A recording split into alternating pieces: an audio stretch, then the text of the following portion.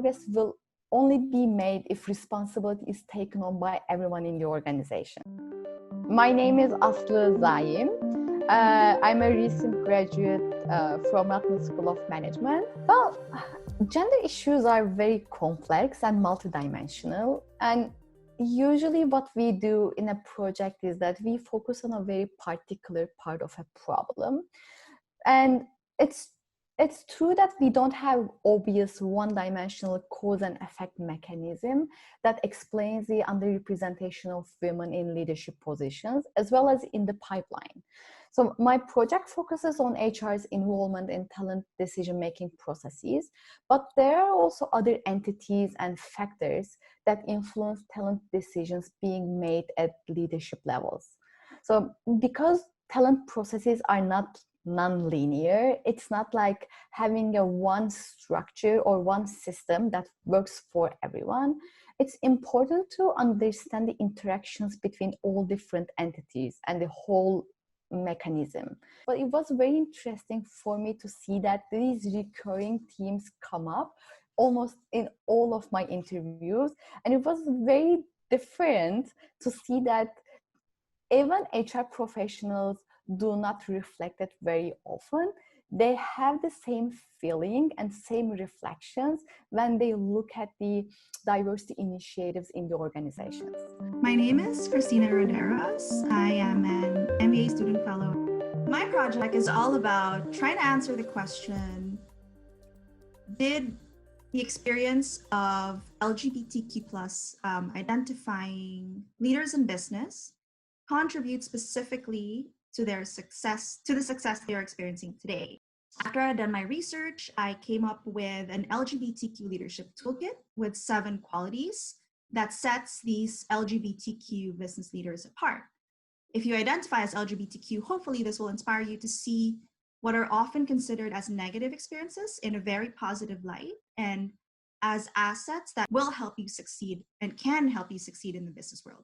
We, as LGBTQ people, cannot assume or do not assume that the world works for us because we are aware that it doesn't. And so this encourages us to speak up and challenge the status quo, which is a very huge asset in the business world. Apart from this, just being able to bring to the table different views and different perspectives, not just from ourselves, but from the people we've encountered in our own communities. My name is Pablo Nazé, and I'm a GATE MBA Fellow. In one of our classes at Rotman, we were discussing some of the implications of AI, and I was not familiar with a lot of the biases and a lot of problems that this technology can bring. So that really caught my attention, and it was something that I wanted to dive further.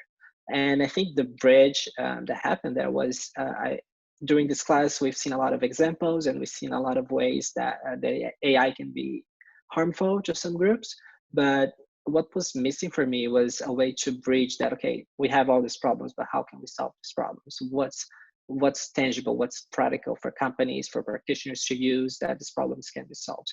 And what I learned through doing this project was it's not just a technological challenge to mitigate bias in machine learning, but it's also a leadership challenge. It involves understanding what bias and fairness is. It involves engaging stakeholders in this very nuance and multiple definitions, and involves building fairness skills so that companies can actually implement what their vision is about fairness. So these 3 points that I just mentioned, they are part of a framework that helped me to understand better how my companies mitigate bias in machine learning.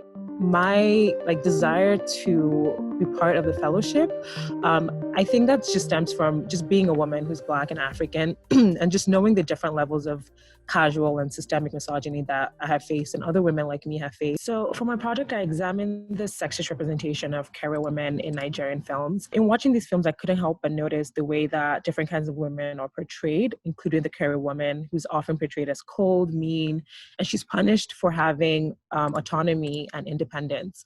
And so I just knew that there was something wrong in the way that the career woman is portrayed. And because so many people watch these films and learn from the things that they watch, it's a huge audience. And I wanted to create awareness about the fact that, I don't think this is okay. I don't think this portrayal is okay. And that I don't think there's something wrong with this woman. And I wanted to show my thought process around that and just educate other people that, this kind of content could be changed, and I want to change the dialogue around what we're seeing in film. The Nigerian film industry is very heavy-handed in its use of moral lessons, which are used as a scare tactic for women. And so women grow up being afraid to veer from the norm and being afraid to just live the way they want to because they're afraid of maltreatment from male partners or family members. So my name is Robert Nanni. I am a third-year JD MBA student at the University of Toronto. So having reflected on my own experiences, kind of seeing what law firm spaces can look like, and being mindful of that piece that Hadia published that really stuck with me all those years, I thought it'd be interesting to kind of approach the topic of racialized experiences in the corporate law sphere in Toronto, but instead of from a lens of a racialized person, which obviously I cannot bring to the table, instead the lens of a white person and through the lens of perhaps white privilege. I found through these exploratory interviews that in order to affect change, law firms need to be clear that diversity is a good thing for everyone, diverse or otherwise. Instead of just having a panel that kind of discusses what diverse issues are, and those panels are oftentimes frequently attended by people who are diverse and kind of know what the issues are, that instead we should try to kind of target the people who really need to understand what their role is in championing diversity, what their role is in undercutting their own privilege to make a safer and more inclusive space for everyone.